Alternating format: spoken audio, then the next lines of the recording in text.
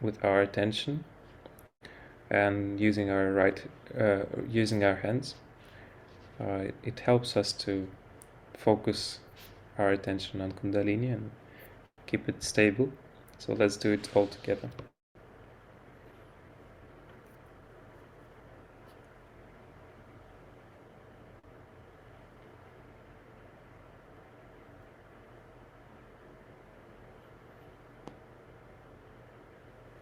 Important part is to follow your hands with your attention.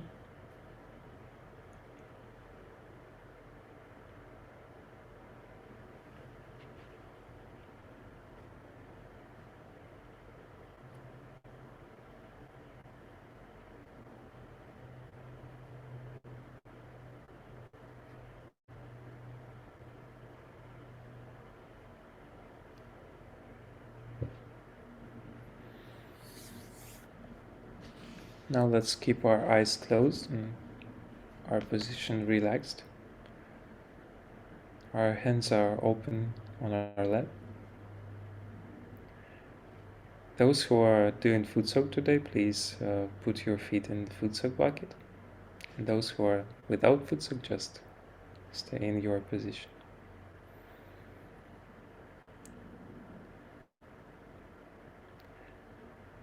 We will start with fixing our attention on top of our head. We can give a little bit of massage clockwise, and you can put a little bit of pressure on your head.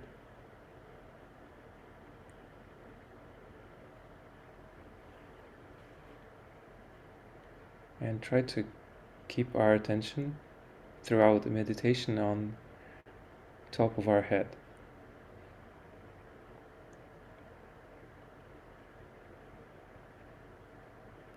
We will start by balancing our right channel. For that we will need to put our left hand towards the sky, and our right hand will stay on our lap.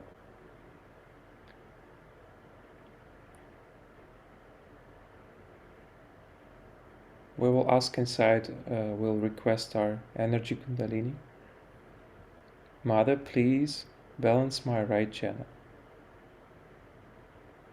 Remove all the unnecessary thoughts, worries, all the heat, rush, and make our attention stable and pure.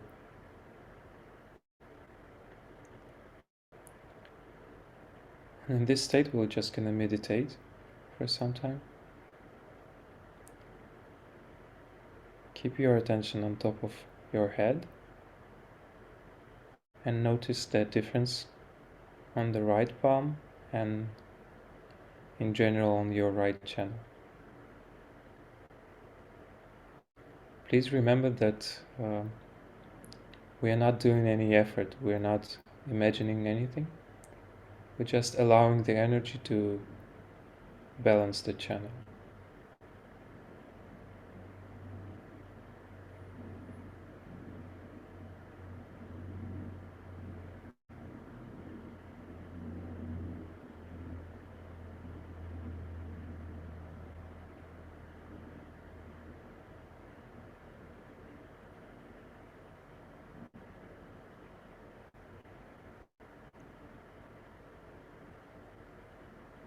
If any thoughts are coming to you, just try not to interact with them. Just witness them, how they come and go.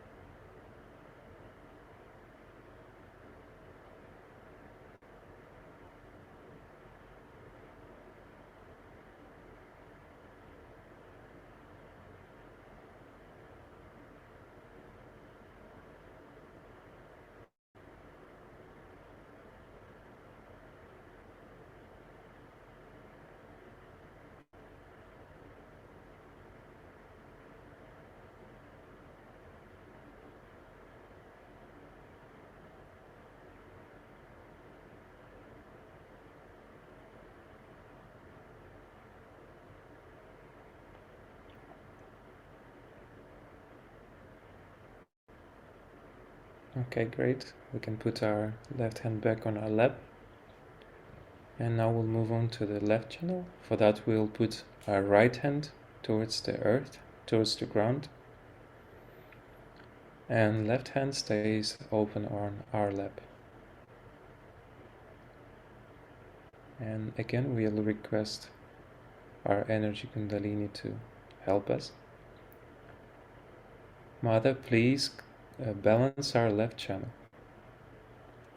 Remove all the lethargy, all the passiveness, all the thoughts about past, all the conditionings, all the attachments, all the depression and negative thoughts.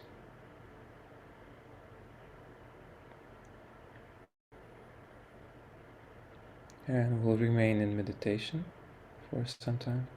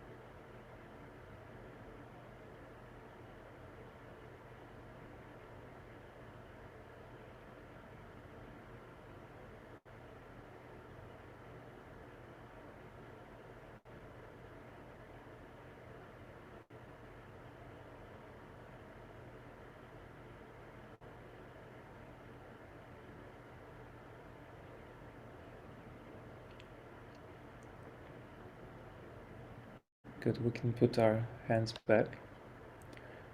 And now we'll focus on our central channel. For that we'll use our right hand and we'll just follow it from the sitting point up to the top of our head very slowly along the spine, following with our attention.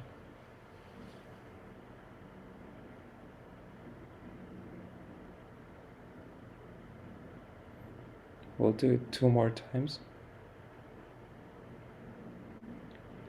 Try to really feel it with your attention, very slowly.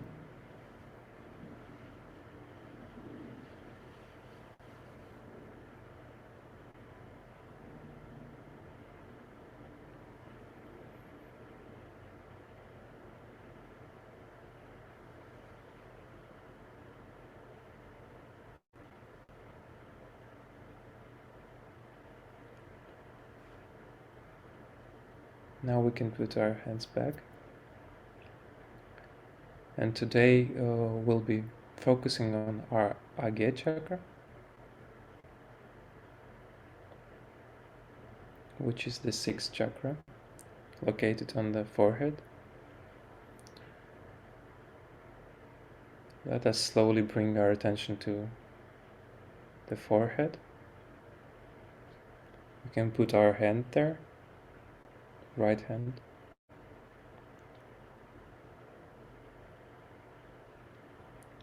The main quality of this chakra is forgiveness.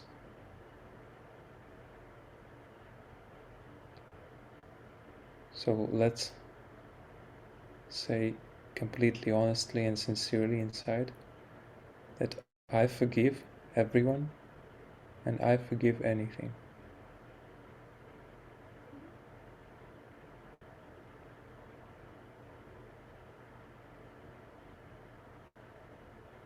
I forgive everyone and I forgive everything. And I forgive myself.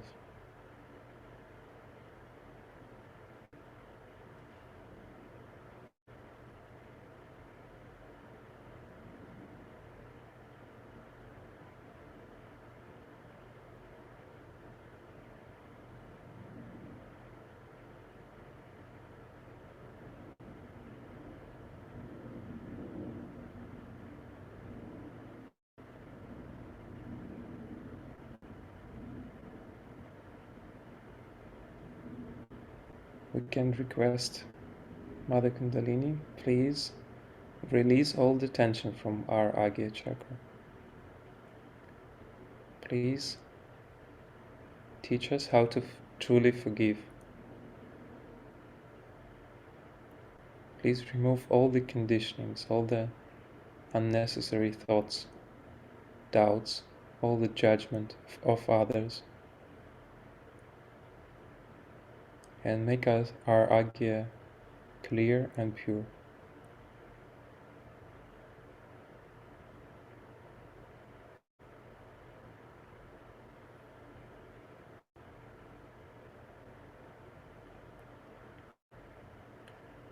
We can now do a clockwise movement with the right hand, like this.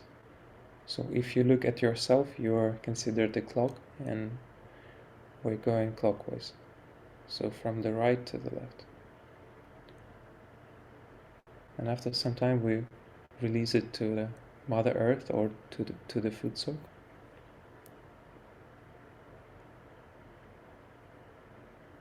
Let's work on our Agya chakra all together.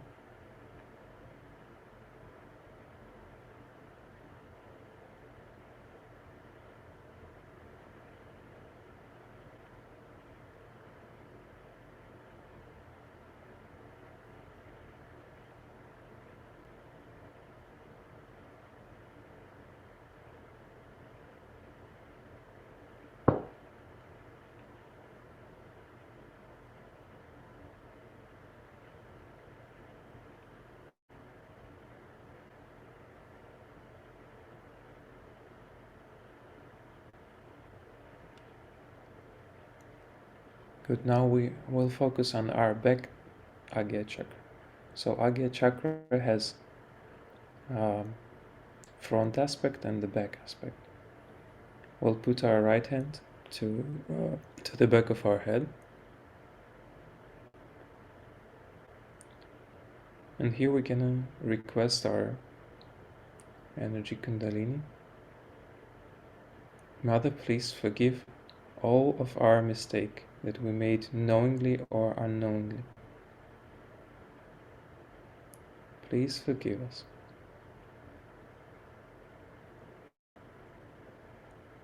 We'll just take a few moments at this center. We are feeling no feeling of guilt. We are students, we are learning. So, Mother, please forgive our mistakes.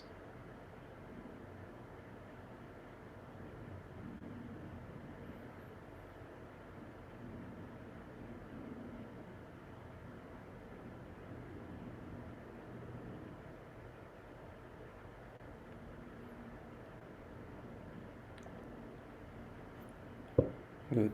Now we can do a little massage of the sides of our head with our hands, just like this.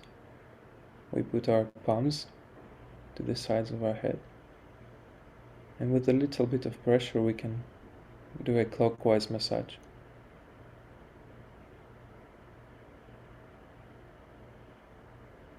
So these parts are called ego and superego, and are very much affecting our meditation state. We'll just try to give them some nice massage.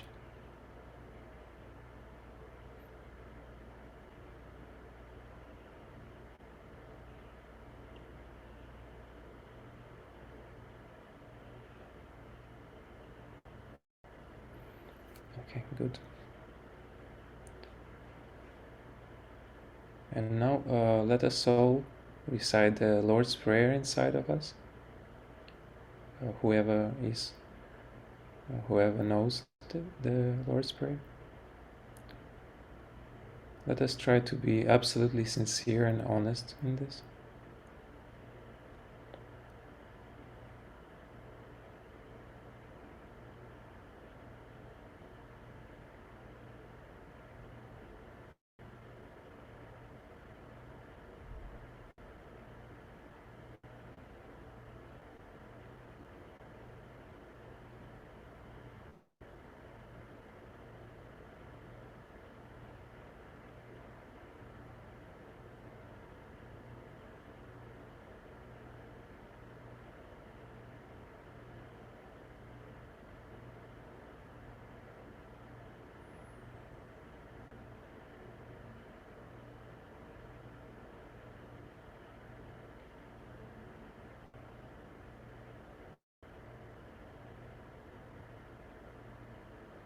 Good. Now we can fix our attention on top of our head again.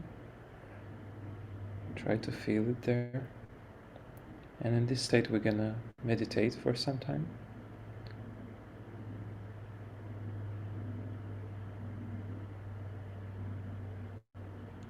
Again, we are not trying to use any effort, just complete relaxation.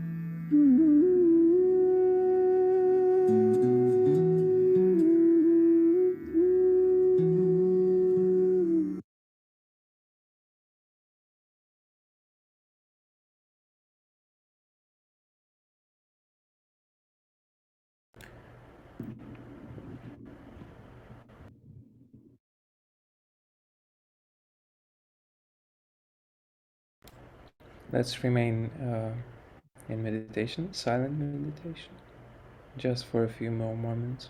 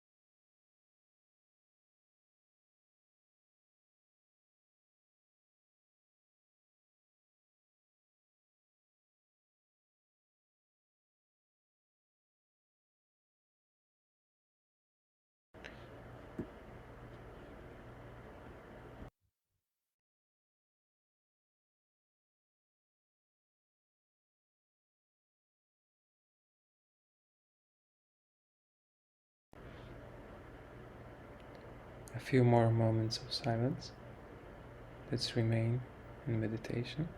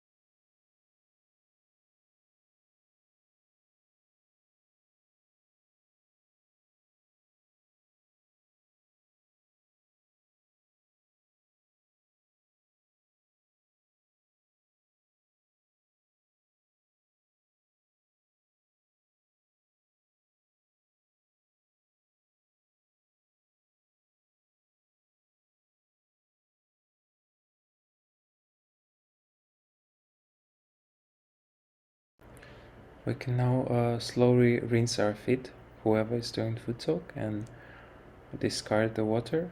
We'll take a short break, like 1 or 2 minutes, and I will meet you all back there. Whoever is not doing foot soak, please keep meditating.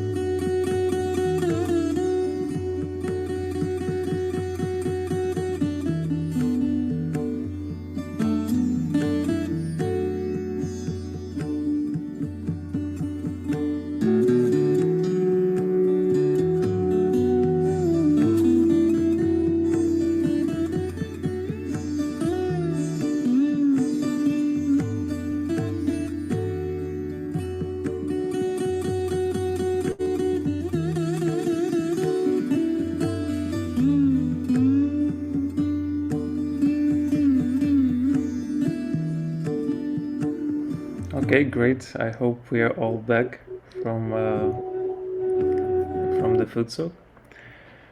Um, we can start the active part, let's say so, of our program. And today's topic will be, of course, Jesus Christ and his life and the meaning of his life and his adventure, let's say so, and legacy. Before we start, I would like to share one thing that personally for me was a really big thing in Sahaja Yoga. So growing up, I definitely felt that even from a young age, you kind of feel it inside that there can be no there can be a thing where one religion is better than the other. It has to be something that contains all of the religions. So this has always been a very subtle topic, which is not easy to cover, let's say. But when I started Sahaja Yoga, doing Sahaja Yoga, uh, it was very naturally, maintaining and mixing together all the religions, and that what was for me very very natural and felt very true.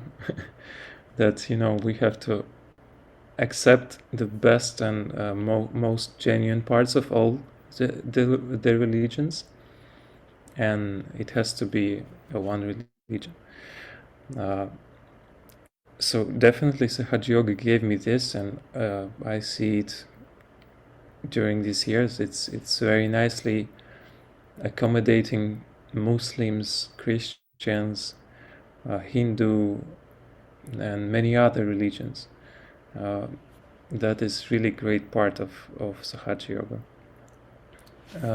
So of course, Jesus Christ being the main figure of Christian religion, many years and many different religions try to kind of put Jesus Christ towards their religion. But in fact, if you really introspect on it and try to meditate on this subject, you'll find out that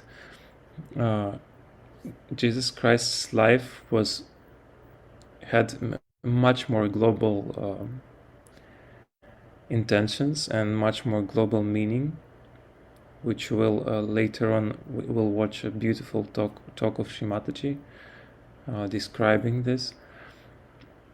But I would say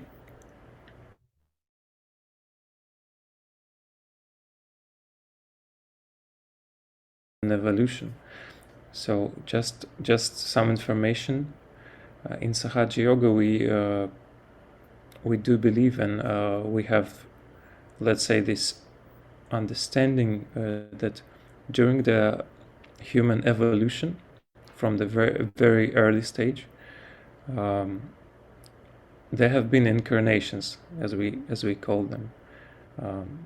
Basically, divine powers incarnated on Earth, and during the history, we had many incarnations that came at specific point of human evolution to help humans to cross the specific point of evolution to the next level. There are many of interesting actually stories of how and why incarnations came. Shimataji has many interesting lectures which we can share with you. But coming back to Christ, definitely his goal was to open the Agya chakra, which was one of the toughest actually things to do. So he came on earth at the point where humankind was really having a tough time, let's say, tough time of managing things, and tough time of living with each other, lots of difficulties, hatred, anger, and miscommunications, misunderstandings. So he came as incarnation to fix this, to teach us how to forgive first of all, and to give the rules of living, let's say, so as we call in Sahaja Yoga Dharma, rules of Dharma, and righteous living. And he gave it by his own example. So this subject is so vast that we can speak about it for ages. So without further ado, I would just say that to fully understand and feel the meaning of Jesus Christ's coming and his living, it will take some time. It's not a subject that we can cover in one session, and during the meditations you'll be discovering this by seeing your experience, by seeing others' experience, and fully experiencing these qualities that he brought to our life, which we have to imbibe and try to find in ourselves. So we can move on to Shimataji's lecture, because she describes it very beautifully and on point. So let's watch the talk, and afterwards we can have a nice feedback session with all of us. And yeah, please enjoy.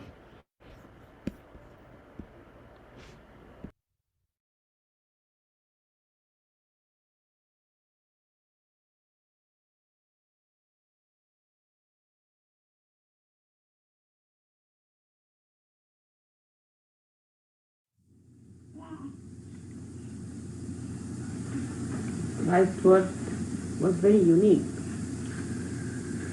The whole thing was a very unique thing. It was planned in such a manner. That he was to be born in a place. It was very humble, because he came to teach us humility.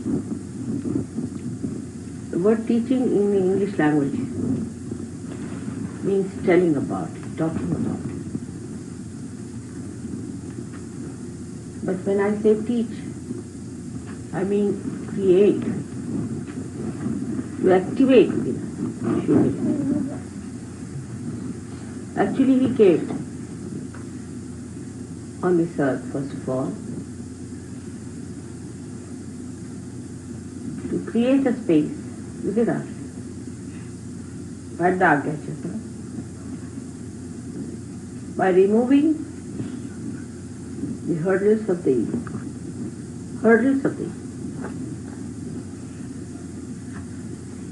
He had to talk of humility that time,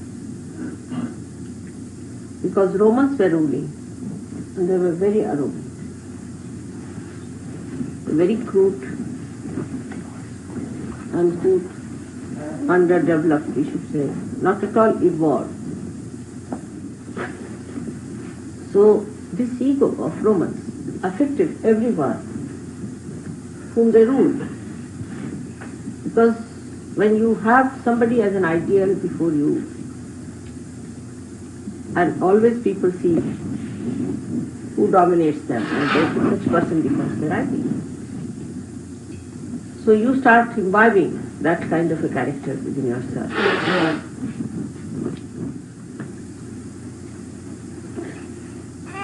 In those circumstances, Christ was born. But he was not only born just for Romans or for anyone, but he was born for the whole world.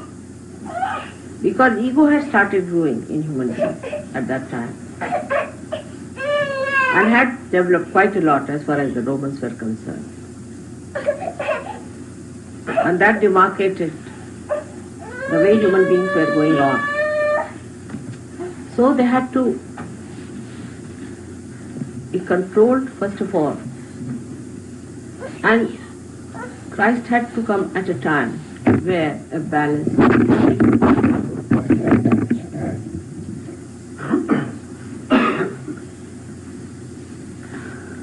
So the first thing that was said about Christ throughout in all this music and songs you have heard now is that peace on earth. He came to create peace on earth. That's only possible when you are in balance. First of all. Secondly, when you are realized. Both things should be. If only you get your realization and there is no balance in you, there cannot be. But peace never means in any way is a personality that recedes, runs away from situations, escapes. It does not want to face the reality. Never means that. Christ is pictured very differently from what he was. He was the strongest personality, the heaviest man. And he would not stand any nonsense. Nobody could take liberties with him. But he would not himself take liberties with others. Of course, no question. Extremely compassionate, extremely kind, but very powerful. This is the balance.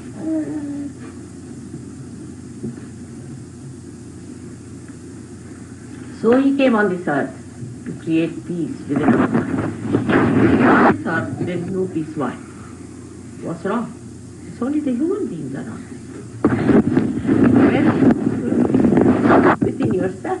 Who is violent? Human beings are violent to each other. Ego developed subtler ways and subtler ways. Then provocative ways started coming up also from the super ego.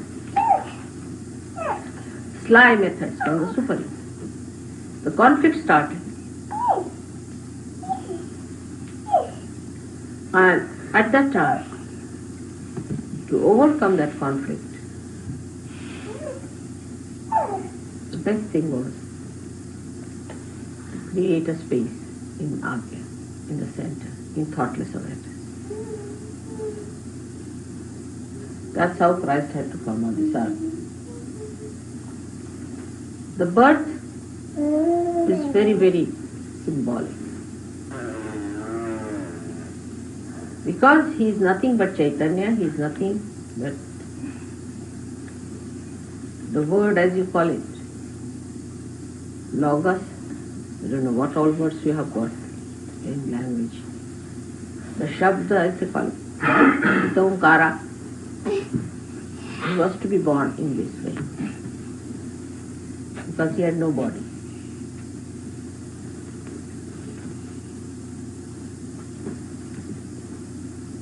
And the subtlest of subtle he had to be.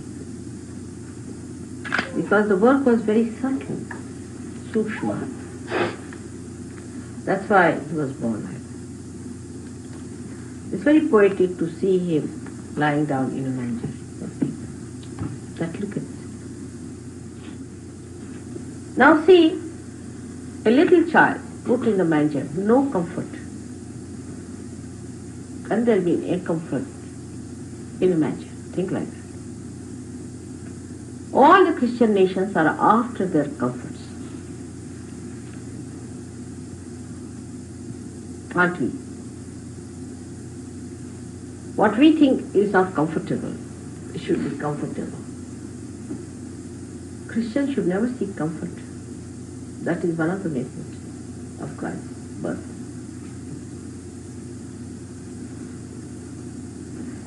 If they seek comfort, then they are away from Christ. Because he was born in a manger. No comfort was provided for him.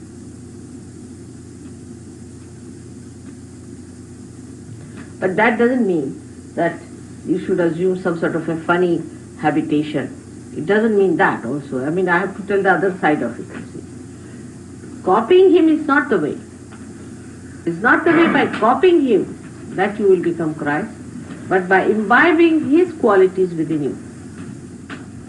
It's a very, very concrete thing I wanted to tell you today.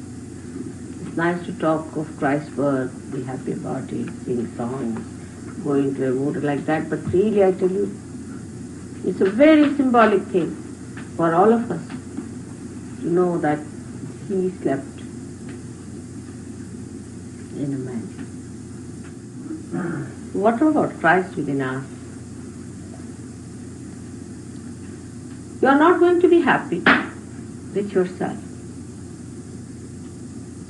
with your being, with your spirit, unless and until you create a manger of very soft thistles.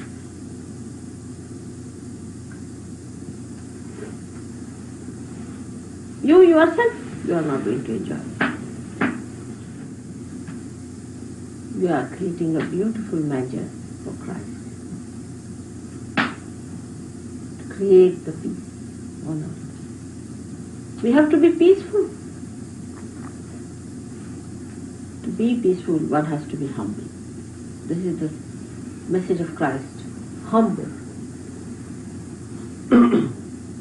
If you become humble, peace will come. Humble is a good word. I don't know if it explains what it means.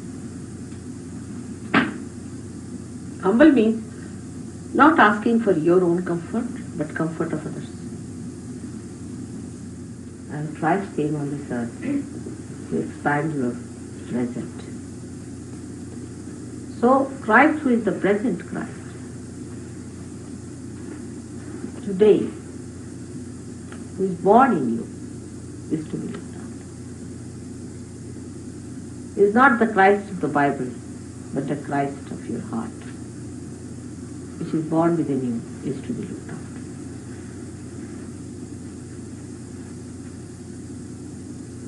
Bible is so symbolic that it will take years and years for people to understand. It's too symbolic for you. But at least you can understand it. But other human beings cannot. So one has to only understand through your own spirit. That is the Christ born within you. It must be looked after. May God bless you.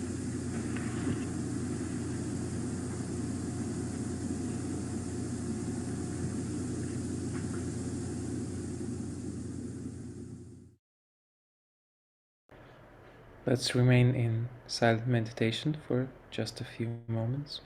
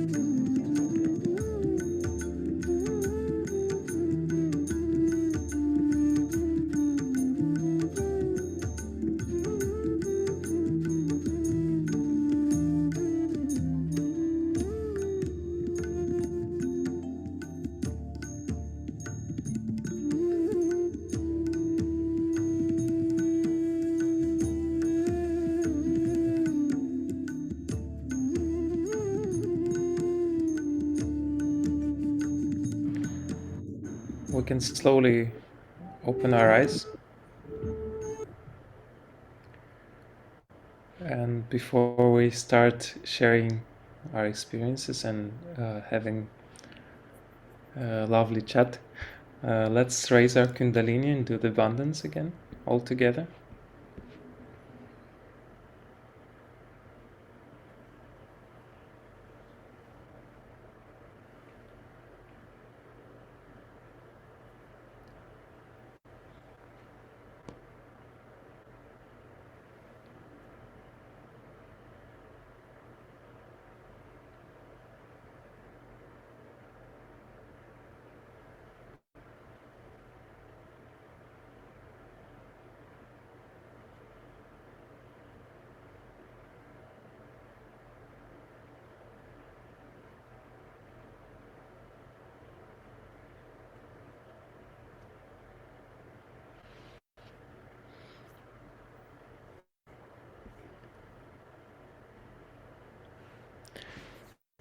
Yeah, I hope everybody enjoyed the meditation.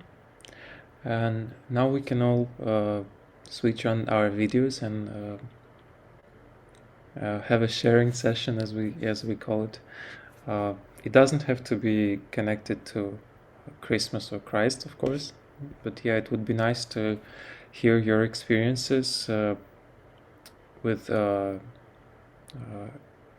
Christmas and Christ, and your understanding of the meaning of the life of Christ, and any other things that you would like to share would be great. So please don't be shy. Hello, Zhenya. How are you? It's nice to see you here. Hi, nice to see you too. Merry Thank you for Christmas. the Merry Christmas. Thank you for the wonderful meditation. I needed it after a few Thank you. days of, well, too many festivities, I guess. Oh, that's nice. Yeah, I was thinking about it. It's everyone's, I guess, different. But I grew up in a Christian Orthodox faith, and I proceeded to question a lot of it throughout the years. So by now, the way that I see, I guess I don't see religions. I see faith as more important. But there is something like a huge takeaway when we talk about Christ, and one of the biggest things is sacrifice. It's not sacrifice in a physical or literal way. It's I guess just to give something to another, because overall that's going to make everyone feel better, even if it's taking something temporarily in a sense from you, or me or anyone. It's giving to a community or another person, and overall has a better effect for everyone. So Yeah, that's a very deep point, I would say. Sacrifice is a is a question that we can cover with many sessions. Yeah, thank you, Zhenya. Thank you. It's always very deep. uh, yeah, thank you. I hope you're doing great, and yeah, we yeah, love to keep seeing you here. thank you for having me. Thank you. Okay, anybody else would like to just share any experience with us? Thank you for the invitation. Thank you, Naji. What I was thinking is that, on the one side, on our left panel, we need confidence. But the point that stood out for me today was the humility, and how confidence and humility meld together in total balance in this. and how they're like two sides of the same coin for a realized soul and for spiritual world. Yeah, yeah. And just that analogy of creating the manger is just such a beautiful, powerful analogy. I mean, like Srimataji said, and we always say, humankind oftentimes misses the boat of the subtle meanings. But I guess that's where it all begins. I mean, God comes to earth and is born in a manger, and in these modern times and in the Western world, I know I'm guilty, of having my spirit pulled down by simple attachments and pleasures of this modern world, which they're no good. So back to that recipe of the confidence of the spirit that I know is in me, but only through the humility, and where they meet in the center. It's just was what I took from today. Yeah, I mean, so beautiful said, and definitely you got the essence of what Shimataji tried to say, uh, and thank you for pointing it to us in such a good way. Uh, it's really, really strong analogy and strong, I would say, practical tip, right, from Shimataji, like how to actually imbibe these qualities of Christ and use them in the real life, because yeah, as you said, we all are trapped in the pursuit of the comfort and many other things. But yeah, significance is unbelievably powerful, that, as you said, God comes to earth and he's just born in the most humble place possible.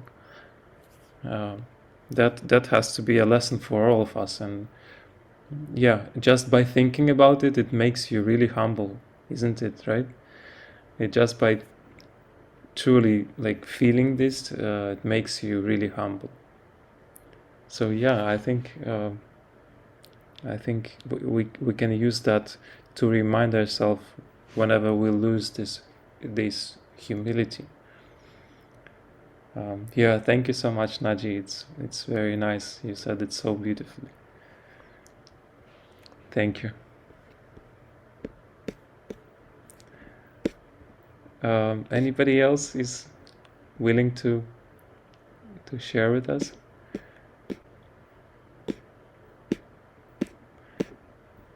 Shulin, how do you think about it? Like, I'm just really enjoying what everyone's saying.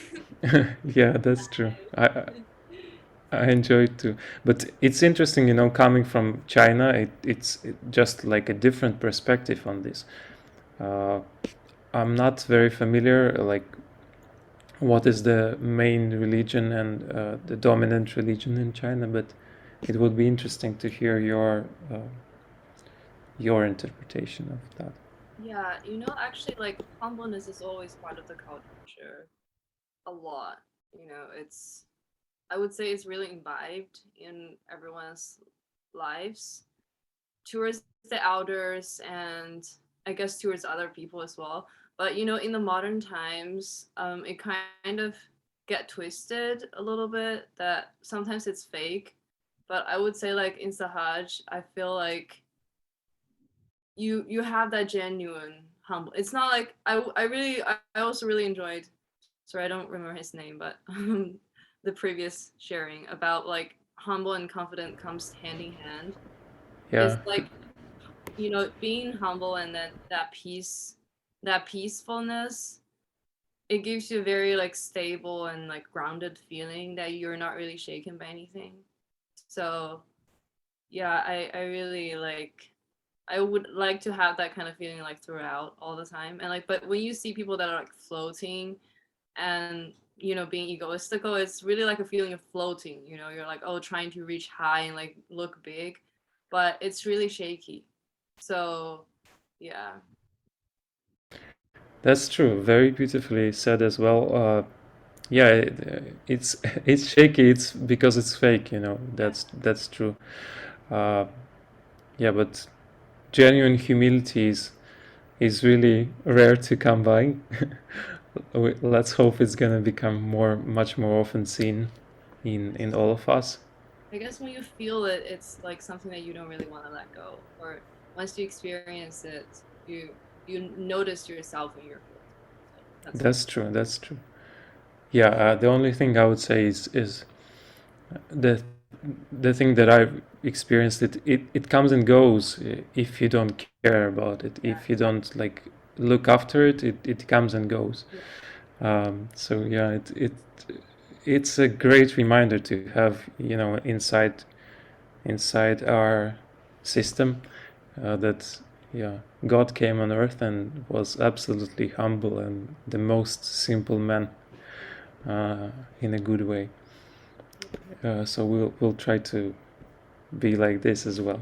Yeah, thank you, Shuling. A very beautiful experience. Okay, anybody else is